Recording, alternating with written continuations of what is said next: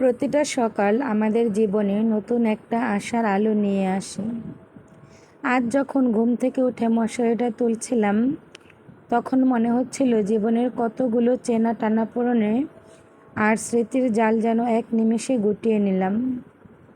চারপাশে চেনা শূন্যতা আর বুকের ভেতর চেপে থাকা কিছু অব্যক্ত কথা নিয়েই শুরু হলো আমার আজকের এই পথ চলা।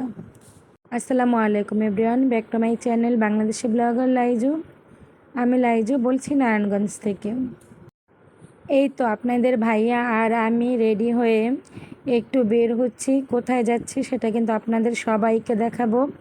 সবাই কিন্তু লাইক দিয়ে ভিডিওটা পুরোটা দেখার চেষ্টা করবেন এবং অনুরোধ রইল প্লিজ, যদি আমার ভিডিওগুলো দেখতে আপনাদের কাছে ভালো লাগে তাহলে চাইলে আমার চ্যানেলটি সাবস্ক্রাইব করে পাশে থাকা অল অপশনটি ক্লিক করে দিতে পারেন।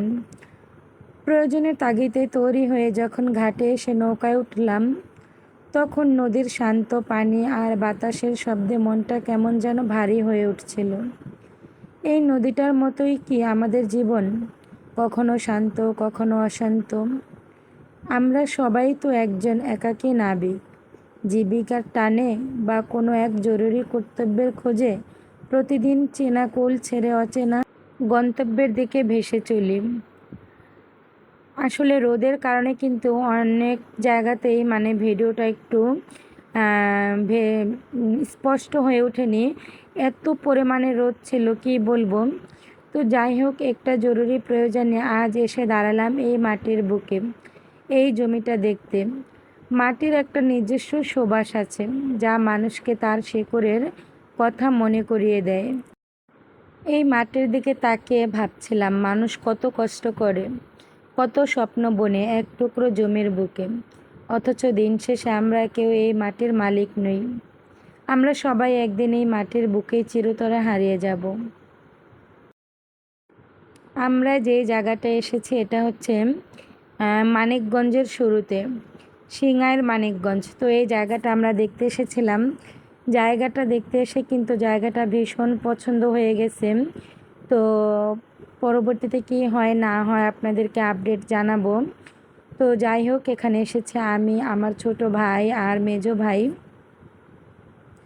আর জমিটা কে কিনবে সেটাও আপনাদেরকে পরে যে কোনো এক সময় বলে দেওয়া হবে। তো যাই হোক, জায়গাটা কিন্তু একদম নির্জন। আসলে ভবিষ্যৎ ইনভেস্টের জন্য বেশ ভালো একটা জায়গা হবে।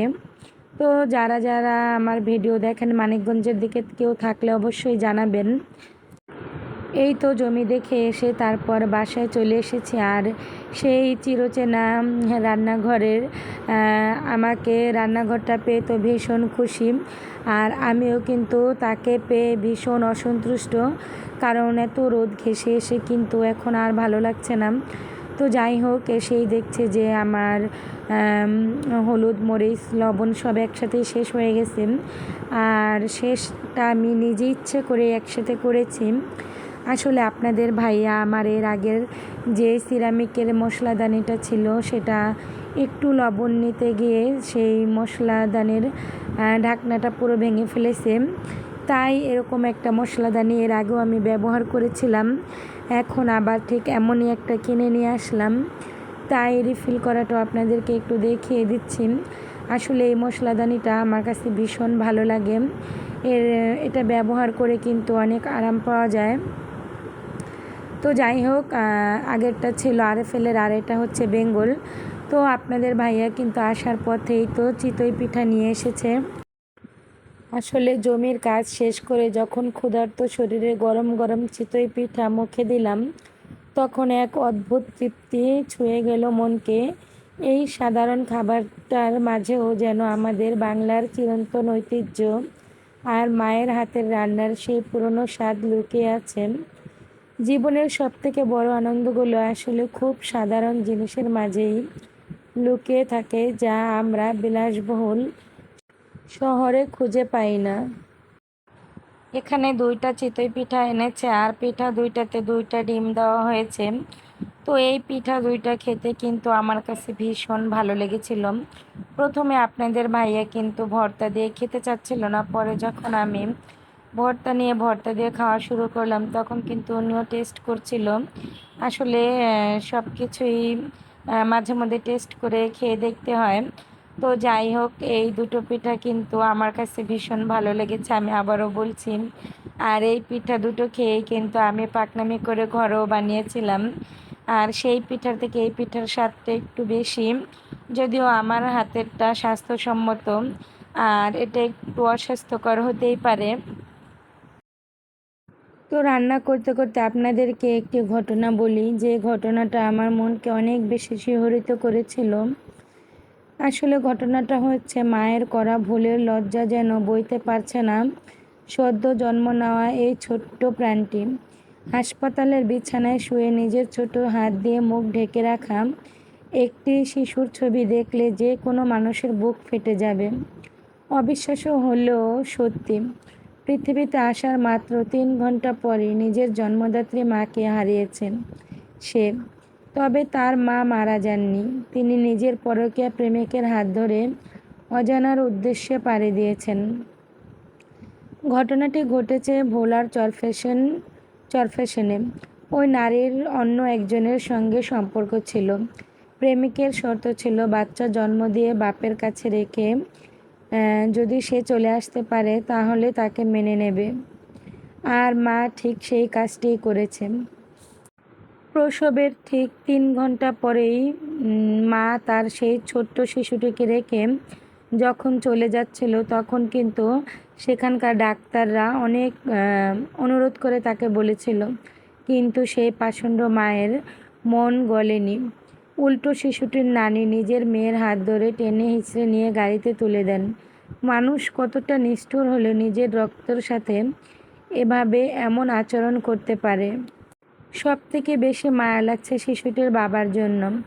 নিজের নবজাতককে কোলে নিয়ে তিনি সাংবাদিকদের বলেছিলেন, আমার স্ত্রী যদি শুধু আমার সন্তানের টানেও ফিরে আসেন, আমি তাকে ক্ষমা করে দেব এবং অনেক ভালোবাসব।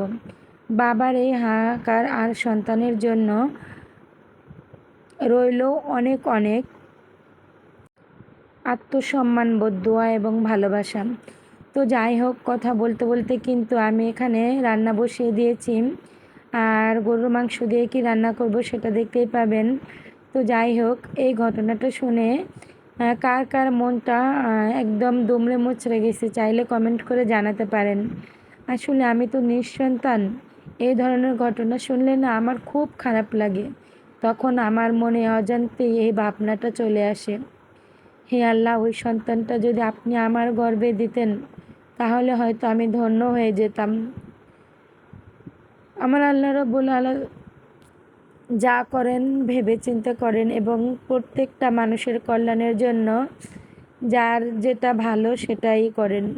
আসলে আমি অনেক আবেগপ্রবণ হয়ে যাচ্ছি, তো এই বিষয়ে আর কথা বলতে চাচ্ছি না। তো কিছুটা মাংস আমি রেখে দিচ্ছি ফ্রিজে, ফ্রোজেন করে রেখে দেব। আর হচ্ছে গিয়ে ওই তো ওখানে মাংসটা রান্না বসিয়ে দিয়েছি, মাংসটা হচ্ছে কষাতেই এই মাংসগুলো ফ্রিজে রেখে দিচ্ছি। আজকের দিনের সবচেয়ে সুন্দর মুহূর্তটা ছিল তখন যখন ওখানকার সহজ সরল মানুষগুলো একদম ক্ষেত থেকে তুলে এক আঁটি তাজা পুঁই শাক আমার হাতে তুলে দিল। তাদের এই উপহার কোনো কৃত্রিমতা ছিল না, ছিল বুক ভরা ভালোবাসা আর আন্তরিকতা। এই স্বার্থপর পৃথিবীতে এখনও কিছু মানুষ কতটা নিঃস্বার্থভাবে ভালোবাসতে পারে তা এদের না দেখলে কখনোই বিশ্বাস করা যায় না। আসলে আমি যখন ওনারা আমাকে এই পুঁইশাকগুলো দিয়েছিল তখন বলছিল যে গরুর মাংস দিয়ে রান্না করে খেতে খুব ভালো লাগে। আসলে সেটা তো আমিও খেতে পছন্দ করি, কারণ শাক আমার খুব পছন্দ। কিন্তু কথা হচ্ছে, আপনাদের ভাইয়া উনি তো অনেক নাকুচো মানুষ, উনি তো আর খেতে পছন্দ করে না। তো যাই হোক, এই তো মাংসটাকে ভালো করে কষিয়ে নিতেছি। আর কষানোর ওই মুহূর্তে কিন্তু আমার সাহেব মানে আপনাদের ভাইয়া হাজির। তো অনেকক্ষণ রেস্ট করলো, আর এটা ছিল আমার রাতের রান্না।